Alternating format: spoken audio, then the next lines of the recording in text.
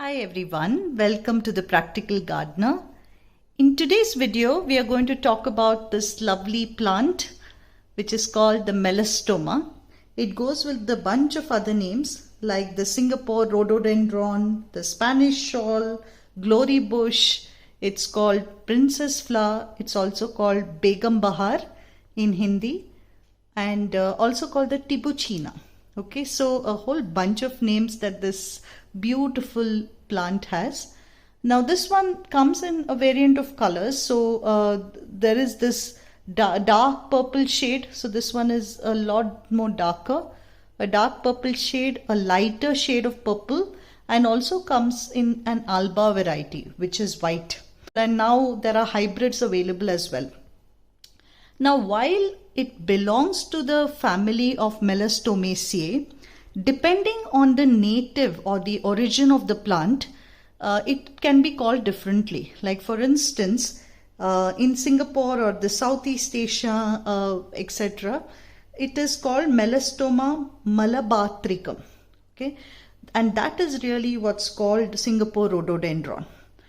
And if you look at West Africa, that's where it is called Heterotis rotundifolia, and that's the Spanish shawl variety, wherein the leaves are a lot more rounder, etc. Okay, it's the same family, it's the Melastomaceae family.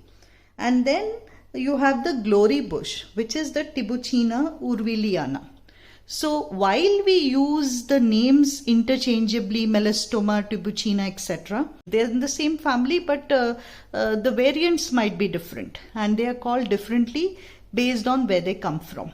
Now here I have two plants, and one of them is actually, I purchased it for a friend of mine who had a Melastoma in the past and she lost it. But this is the one that I have been having. Which has been blooming. It's got a whole bunch of buds as well, if you can see at the back, lots of buds, and this is a beautiful plant. Now this is considered to be a plant of the tropics. This plant will do extremely well in full sun, but it requires a lot of water. You have to give it a combination of both. So give it full sun or at least very bright light.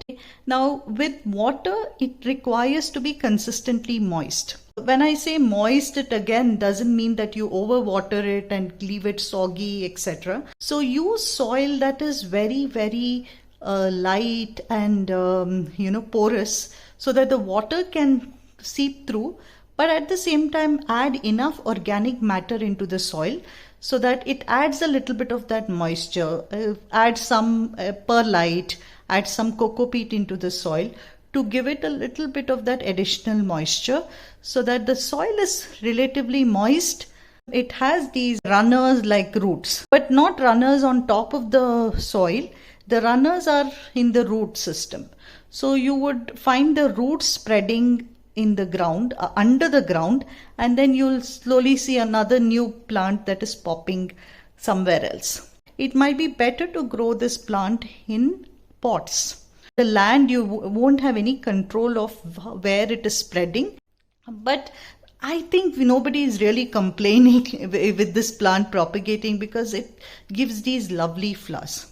Now this is a summer blooming plant, but can give you flowers for almost the whole year in countries like India, or at least where I am in Bangalore. Since the temperatures don't go down too much, this plant can kind of bloom through the year. But it starts normally blooming in summers, and then right now it is September, mid-September, and it is still, blooming, and there are a lot of buds as well.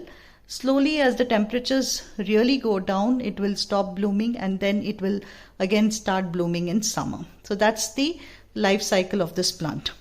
Now beyond that, this plant is a heavy feeder, which means that you need to be able to fertilize it. It prefers organic fertilizers like a compost once in a while. What I have done with mine is I have put a slow release fertilizer basket in it, so that every time I water it, the plant gets fertilized as well. Now, the other thing to keep in mind about this plant is that it is a magnet for caterpillars and other worms and bugs. So if you can see closely, look at this bloom. See the number of, it's been eaten by some bug.